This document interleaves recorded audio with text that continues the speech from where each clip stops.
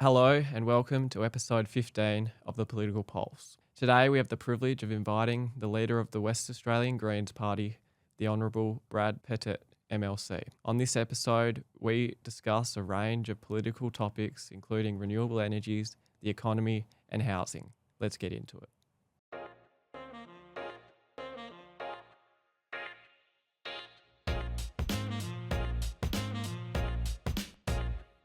Brad Pettitt, welcome to the Political Pulse. You were the Mayor of the city of Fremantle for 3 terms and promptly moved into politics in 2021. How has your background in local government shaped your approach to state politics? It's a really good question. And look, at the heart of it is one of the things I loved about being the Mayor of the city of Fremantle was it was quite collaborative. As the Mayor, you work across your normal political divide. So it doesn't matter whether somebody is on the council as a member of the Labor Party, the Liberal Party or the Greens. What it matters is, are you delivering good services into your community? So that was kind of the attitude that I took into the Parliament, which has actually been a bit tricky because the Parliament's not set up that way. It's much more rigid around party lines and trying to collaborate across those and just get good outcomes is harder. And so, but that said, I really think collaboration, working with people, trying to find common interests is actually what we need more of. We need less partisan politics, more people working together. So I guess that was for me what I loved about that. I guess the other part of it, of course, is I love making good cities, good places. That's in many ways part of the role of a mayor is, how do you make a more livable, connected, sustainable city? But of course, there's limitations of that when you're just dealing with, Fremantle and surrounding suburbs. That was kind of why I went into state parliament to think about, well, how can we do that across the whole of Perth and Western Australia? So that's, I guess, been part of my new challenge.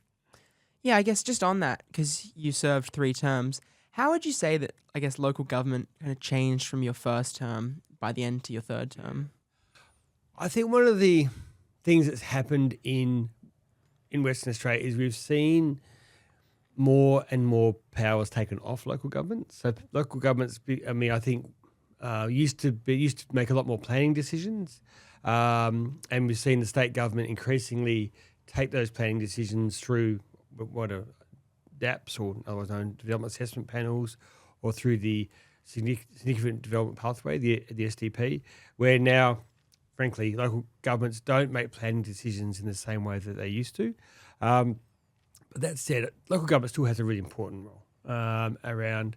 They do the planning schemes. They are closely connected with their community. They have budgets that roll out services. So, but look, I think there is a risk in diminishing local government. I would like to see us actually empower local governments, really get good people to run for local government, because I think that's where we often see some of the best ideas and the best leadership in our state, and the ability to deliver things quickly and efficiently in a way that's much harder for state and federal governments to do.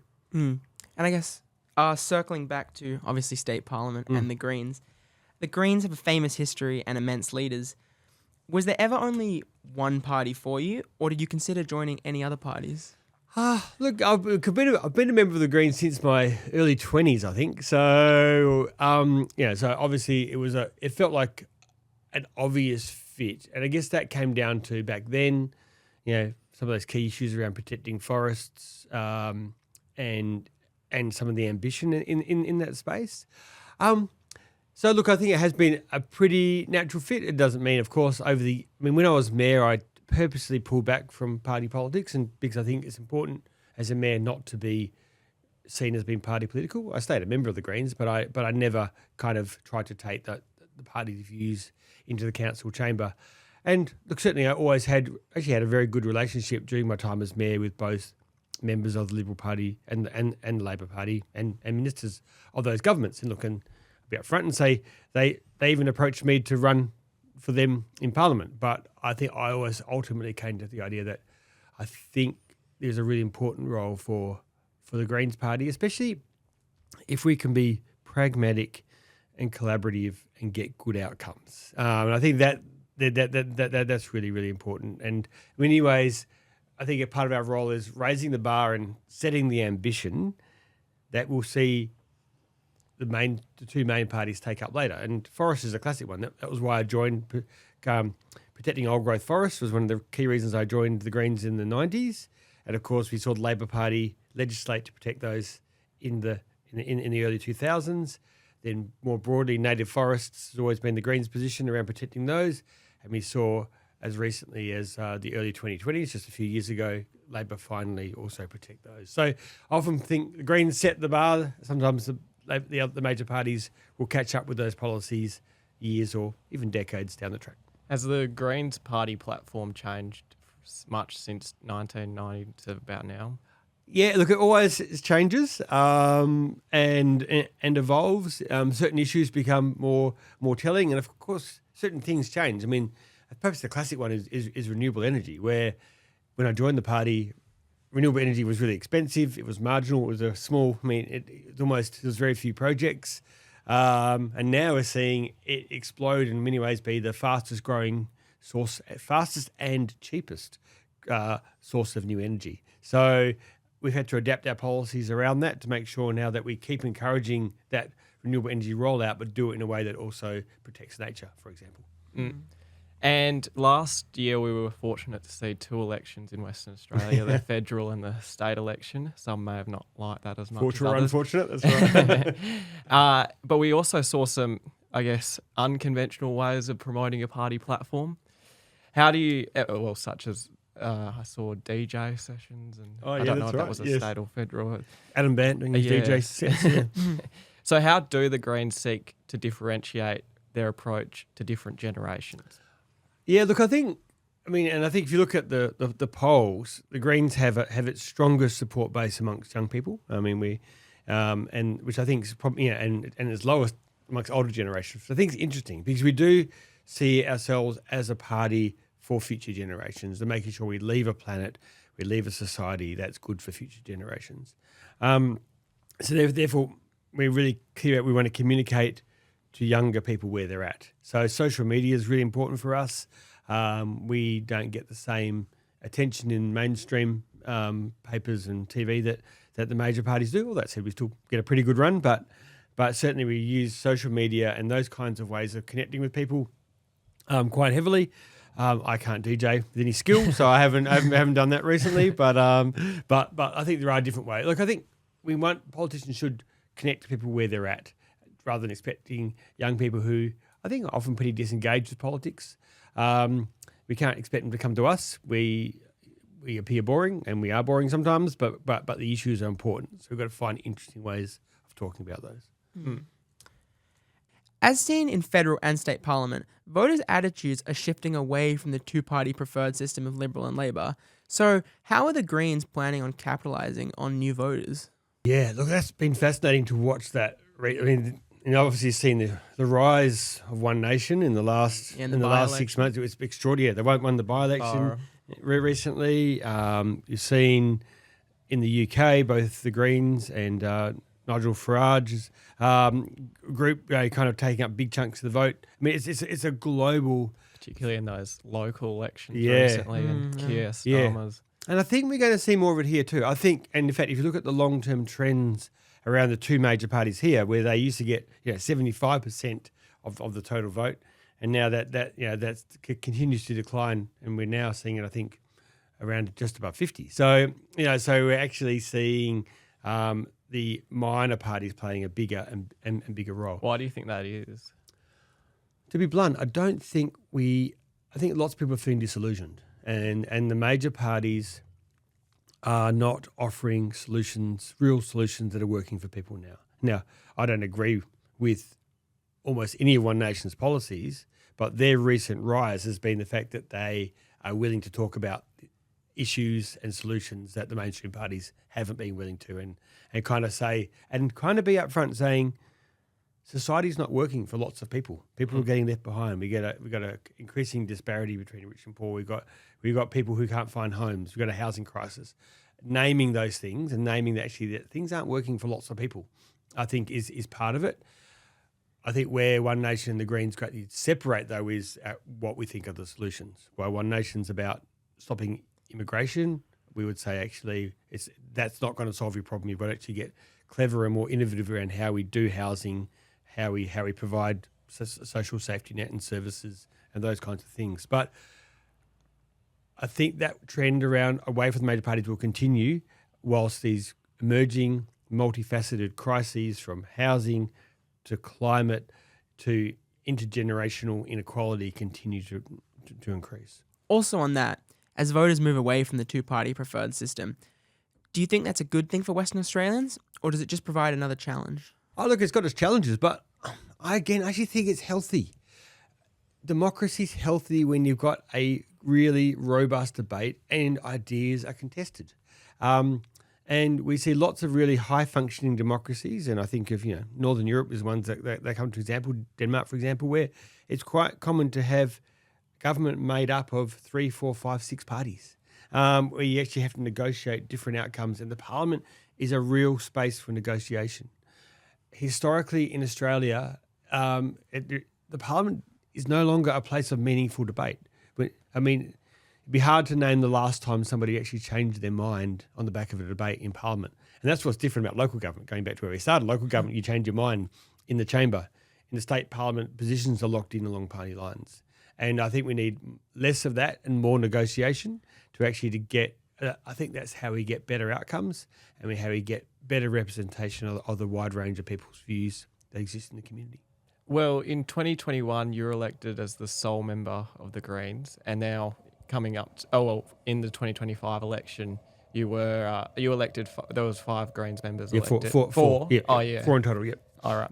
And I guess how do Greens have influence over state parliament and public policy, and how has that changed from that? Yeah. From you being the sole member to now having? It's such a big difference. When I was the sole member, frankly, I had no power other than kind of asking questions and raising issues. But now we've got what's called the balance of power, so that when legislation comes into the upper house, the Legislative Council of the state parliament, the Labor Party who's in government either needs either the Liberal Party to pass it or us, or both. But unless one of us support it, they can't pass legislation. And I guess does that force the major parties to think thoroughly and robust with their decisions? Yeah, look, I think what it means is that they can't just what we saw in the parliament. The 41st Parliament in 2021 to 25 was that the Labor Party could put forward any legislation, with their dominance, not amend it, and we saw it. We saw some the consequences of that. We saw, for example, legislation around the Aboriginal Heritage Act introduced and withdrawn. Major issues with other issues around firearms. There's a whole bunch of legislation that was. Do you think that's why we're seeing these issues arise in this current time? Well, that's right. I think because you end up.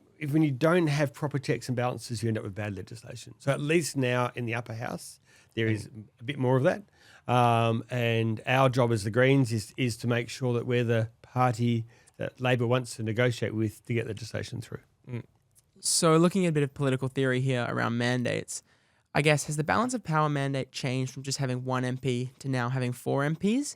Would you say it becomes easier or just different? Yeah, no, it's certainly, it becomes real. Before there was no real ability or mandate for us to do anything. And now I think we can quite legitimately say that we're not going to pass this unless you first talk to us and unless you negotiate with us.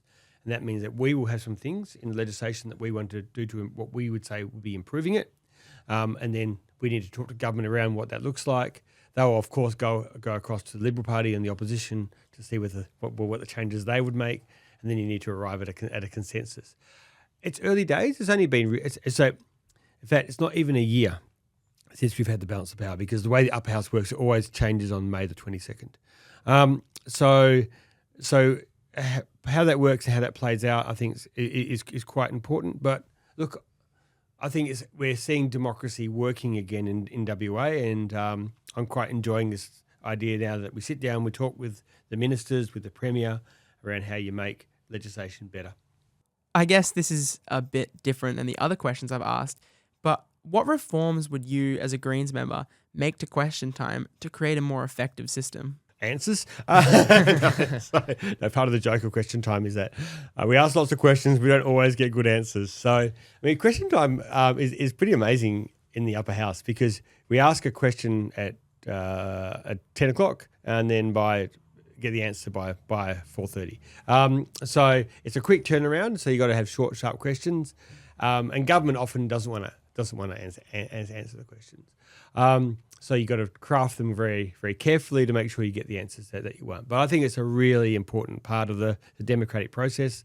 And certainly you see in the lower house where the Premier and the Leader of the Opposition, Basil Zemplis are, it's a much more fiery debate. In the upper house, it's much more fact-finding. So the key issues you might want to know, I asked one this week around the prison population. Is it a record prison population we've got right now, for example, and those kinds of things, because they're important ways of shining a light on where we're at. So question time is important. I would argue that government should be required to provide more full answers, but at the moment, do you believe that members should write their own responses, or most of the time write their own responses to questions, or in the government? Well, so I think the way it works is they've got staff who will draft them, and in fact, part of what you hear is that the staff actually will draft quite a full answer, and the minister will cross it out and make sure that they give you as little as possible, and that's part of the frustration sometimes. Yeah. I mean, I guess just for my own information, how often would you see something like a Dorothy Dixer or something like that being thrown around in question time? Well, actually, so you'd certainly get that as in the federal parliament, where they take it in turns between the government and the opposition. But one of the things that in the upper house of the state parliament is that we don't get those. There's a convention, which I like, if only the opposition and crossbench members of parliament ask questions. So the government, technically the government members could, but there's a strong convention that they don't take up that time.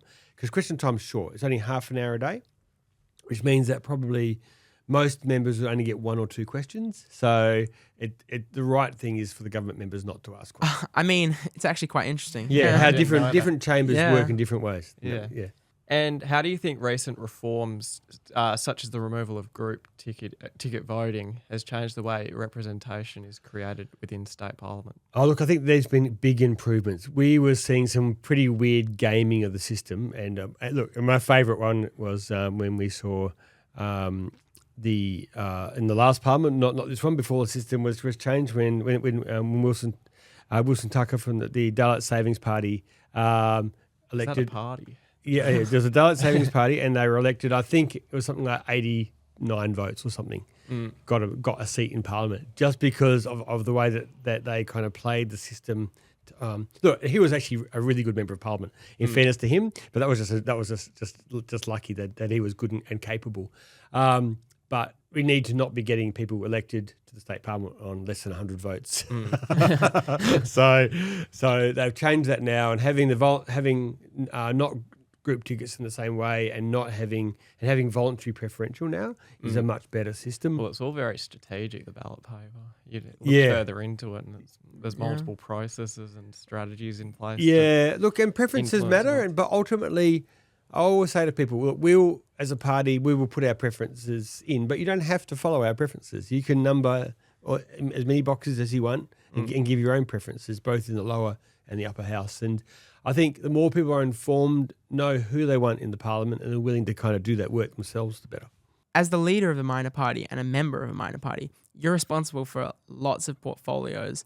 So I guess what challenges do you face balancing all these kind of responsibilities? It is true. It's and I do have a lot of portfolios. And look, I'm lucky. Lots of my portfolios are my passion areas. So I'm passionate about planning and urban planning and transport and canopy cover and those issues. So I've got all of those, but I've also got corrective services and youth justice. So it's and all the way through to LGBTIQA plus issues. So it's a very broad. Often I'm trying to get my head around them all at once.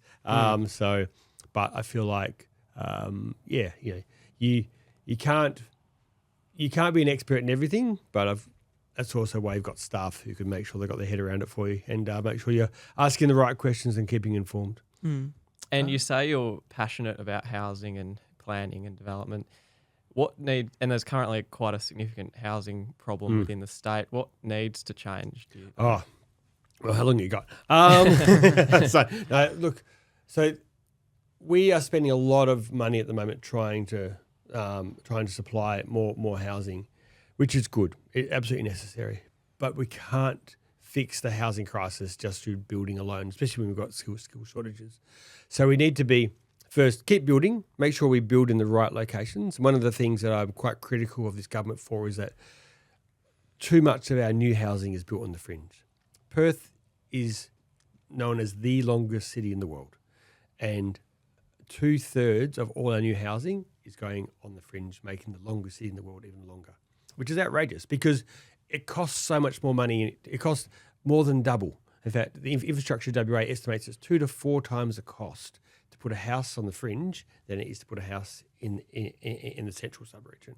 So we need to get our houses near train stations in the centre, getting more diverse housing and more density. So build right is the first bit of it. And then the second bit of it is actually acknowledging we can't just build our way out of this crisis. How do we actually free up the housing that we've got? So we live in a community where there's growing homelessness and certainly people sleeping rough and the like. But there's actually enough bedrooms and there's enough houses for everybody. They're just really badly distributed. So the role of government is to actually, and this is perhaps going to be a bit controversial, but I would say putting more restrictions on Airbnb and short-term accommodation, because we've got that keeps growing. The idea that we keep growing a short-term market when people can't find a home, I think we need to have the right incentives for people to put their houses back into the long-term market. That's one. And then also the vacant houses. On census night, the last census night, there were 118,000 empty houses in Western Australia, which is pretty extraordinary. 118,000 empty homes. And the idea that you have that many empty homes in the middle of a housing crisis, doesn't make much sense. It's wrong. And then what we need to do then, look, some of those are empty for good reason. People might have been away on holidays. But a lot of those are second houses. A lot of those are houses that are empty because people are land banking or just buying up apartments and leaving them empty. We need to actually find ways of taxing or providing incentives for those to get into the housing market. Because the idea that you got empty houses and empty rooms everywhere and people sleeping on the backseat of the cars, women and children unable to escape domestic violence because they've got nowhere to go. You've got people sleeping on our streets in growing numbers. I think this is where government can lead and start to fix some of those problems. And I know you said fill vacant houses and build in transit-oriented developments, but population continues to grow as well as demand for housing. Yep. How do you build and construct houses rapidly to meet that's demand? right. And this is a challenge. Look, our population is growing. So then we need to make sure as we're bringing people in that we've got a good number of those are the kind of skilled migrants who can build houses, who can actually help solve that problem. And so it's around having a targeted, which is a federal government decision largely, but around having the right kind of immigration coming in and acknowledging that, look, that we need a proper plan around how we do that. And also building houses smarter. Do you think modular homes? Yes, we need to be more modular, ironically smaller. So the other extraordinary fact about WA is that we build the biggest houses in the whole world. So the average house size in WA is over 250 square metres. Now, which is double the average house size that was 30 or 40 years ago. And the other absurd fact is that the number of people per house is halved over that period. So we now have 4 times more floor space per person. So we have these giant houses with not many people in them. Of course, they take longer to build.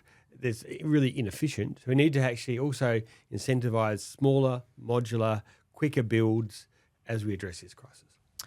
I mean, back on to kind of those empty homes, would you say that a solution to that would be maybe more property restrictions? Or I guess what would, as a Greens member or just personally, what's your kind of solution to that? Yeah, well, I think we can look around the world to see how that's been solved. And one of my favourite, there's some radical examples around the world. Denmark, where and Copenhagen have a really interesting. If you leave a house vacant for 6 weeks, the government will rent it out for you. That's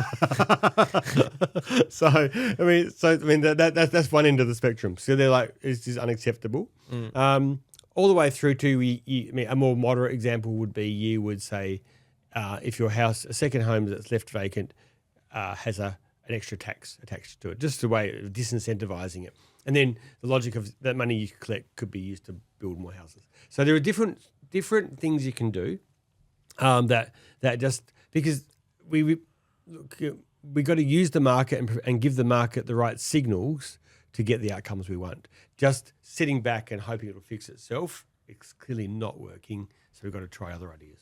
And I guess a little bit different here. Would you say that the state budget, I mean, obviously you've been writing your reply, would you say that it answers the calls of WA citizens, or do you think it needs to change slightly? I think there's lots of changes. So I just gave my budget reply speech this week, which I must admit went for an hour and 45 minutes, which was quite long. Lots to scrutinise.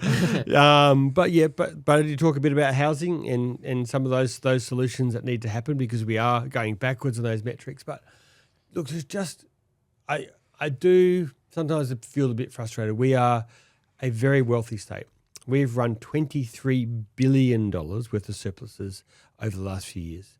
We've got another surplus this year of $2.4 billion. The idea that we're going backwards on some of the key metrics around in our community, around housing, around there's just so many on health, on education, which we need to be using those surpluses to invest in our community and actually get those outcomes. It's not like we can't afford it. We're just not making those right choices. Do you think the country needs a sovereign wealth fund? Well, and I mean that would have been smart, and probably still would be smart to actually. Well, you see it around the world. There's vast benefits. Oh yeah, I mean Norway, which is a big gas producer like ours, has done extremely smart things with that and set themselves up for the decades ahead. I think we are going to look back on our recent time and now at these boom years, extraordinary boom years, which high iron ore prices, basically rivers of money flowing into state coffers. And you got to look back and say, did we spend that wisely and did we save what we needed to save? And I think the answer to both of those will be no.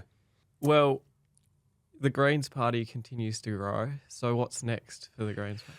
Well, it's a really good question. Look, so I think for us, what's next is continuing to hold the government to account is a key bit of it, but also coming up with key solutions for some of the big challenges that we've got, be it from housing to climate to biodiversity. And we've got so many key challenges we would like to see us address, I think we can address.